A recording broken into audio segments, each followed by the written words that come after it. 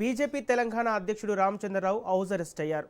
మహిళా బిల్లును అడ్డుకున్న కాంగ్రెస్పై బీజేపీ పోరుబాట పట్టింది. సీఎం నివాసం ముట్టడికి బీజేపీ పిలుపునిచ్చింది. దీంతో రామచంద్రరావును పోలీసులు గృహ నిర్బంధం చేశారు.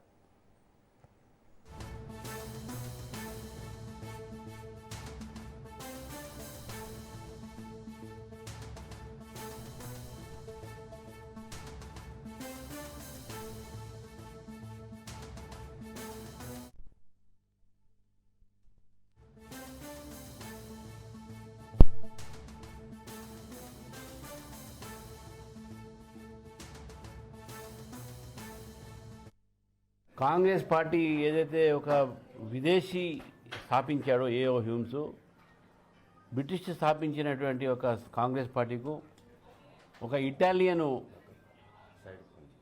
దాని ఒక అధినేతగా ఉంటూ ఈరోజు ఆ కుటుంబానికి కాంగ్రెస్ నాయకులు మొత్తం కూడా బానిసంగా ఒక బానిసత్వంతో పనిచేస్తున్నట్టు నాయకులు మనం చూస్తున్నాం.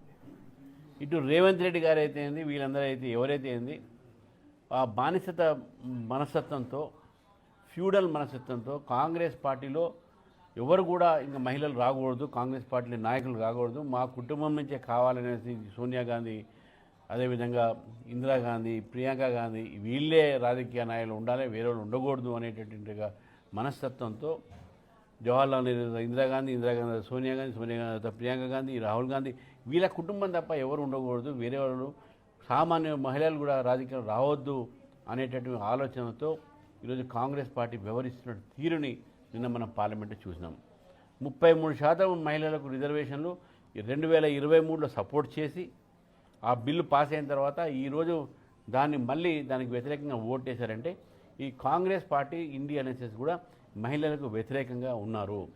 ఒకటి వాళ్ళ సంబంధించినటువంటి కుటుంబ సభ్యులు ఉండరు కాబట్టి, ఒకటి సామాన్యులకు అవకాశం వస్తుంది కాబట్టి, రెండు మూడోది ముస్లింలకు రిజర్వేషన్ ఇవ్వాలి అని అడిగినటువంటి ఇండియా అలయన్స్ ఇవ్వము అనేటువంటి ప్రభుత్వం స్పష్టంగా చేస్తే దానికి కూడా వీళ్ళు డిఫీట్ చేయడం జరిగింది. అంటే వీళ్ళు కేవలము మైనారిటీ ఓట్ల కోసము, వాళ్ళ కుటుంబము ఒక ప్రాతినిధ్యం కోసము మాత్రమే ఈ రాజకీయాల్లో మహిళల కోసం వాళ్ళు మాట్లాడుతూ ఉన్నారు. కానీ అసలైనటువంటి ఒక కామన్ ఉమెన్ ఈరోజు మహిళ పార్లమెంట్లో చట్టసభలో రాకూడదు అనేటువంటి ఆలోచన కాంగ్రెస్ పార్టీ ఇండియా అలయన్స్కి ఉంది.